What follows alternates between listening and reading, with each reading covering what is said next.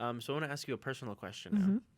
Ooh, we're going to go deep. Okay. All right. I wanted you to think of a moment when, from that moment, you decided you wanted to take the journey into writing. Mm-hmm. When was a moment where you were like, maybe this isn't going to work out for me? What was one of the lowest points for you when you were like, maybe I'm not going to make it. I'm not going to be able to be a writer. Or I'm not going to be able to make it in comics. What was a moment like that for you?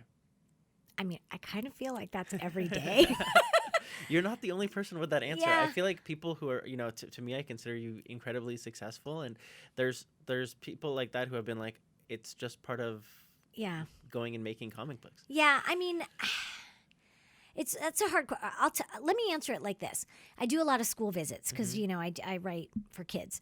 And oftentimes kids will say to me, how do I know? How do I know if I'm a real artist or writer or whatever? And I say, try quitting. Because I quit literally every day. I'm done with this. I'm done. never picking it up again. I mean, actually, I will tell you a story. One day, my agent called me and was like, where are you? I was like, I quit. I'm at Disneyland. I'd woken up, decided that I'd quit being a writer, got on a train, went to Anaheim, went to Disneyland, was at Disneyland. My agent called and he was like, what's going on? I was like, I quit. I'm no longer a writer. I'm done. I can't do this anymore. It's too hard. And he was like, yeah, okay. Call me tomorrow when you're a writer again. Because I think it's so hard. It's so demoralizing at times. It's so difficult. You're pulling worlds out of your brain. You're creating universes or playing in universes, and pitching is really hard, and there's so much rejection. For every yes that happens, there's 50 no's that you got, and money is not great.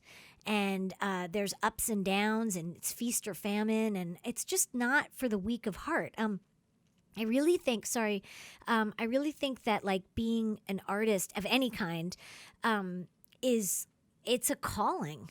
It's like a calling. Like you hear the call and you can't deny it. You have to do it. And so I mean, I could say that the worst day was, maybe about 3 years ago. I had this one week where a bunch of bad things happened, just one after another, after another, after another. And I was sobbing at dinner with my friends, just thinking my career's over. I can't do it. I can't sell another book. I can't seem to get any traction.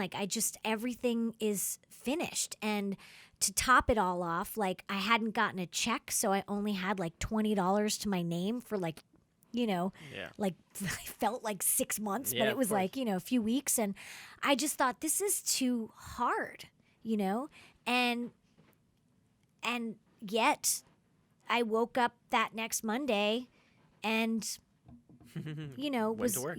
Went to work, and very, very soon after that, maybe a few weeks later, was when I had that conversation with Nancy Mercado at Scholastic, and we were laughing about the title "Don't Cosplay with My Heart," and then that happened. So it's just it's like you just have to constantly ride the wave. Boy, that was really hard. No, that was a very moving answer for me. I mean, it's really important, and I think what the reason I do the show is because I feel the same way. I feel like people have always struggled with I've done this one project and it's still I did it, I made it, I'm in, right? And then you're expecting all the doors to be open, and then you kind of look around and you're like, oh, I still have to do the same stuff I was doing. I still have to pound the pavement and knock on the doors and say, hey, anything going on over here? Yep.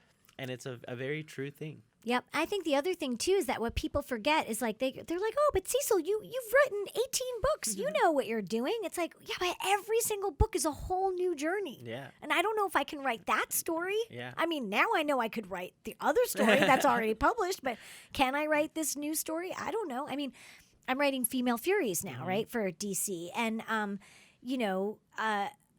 I had a panic attack about it yesterday. I was like, oh my gosh, what am I doing? Do I even know how to write? And then my friend was laughing at me and was just ha ha ha. You've done 18 of these books. Yeah, but she was laughing at me because she was like, you always get to the middle of a project and I have this same conversation with you. You're just like, it's over, and then you're pouring the wine, and you're like, you know.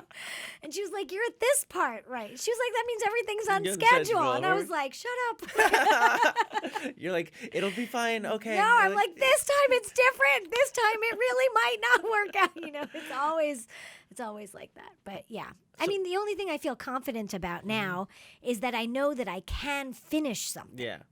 And I think that's a big yeah. thing.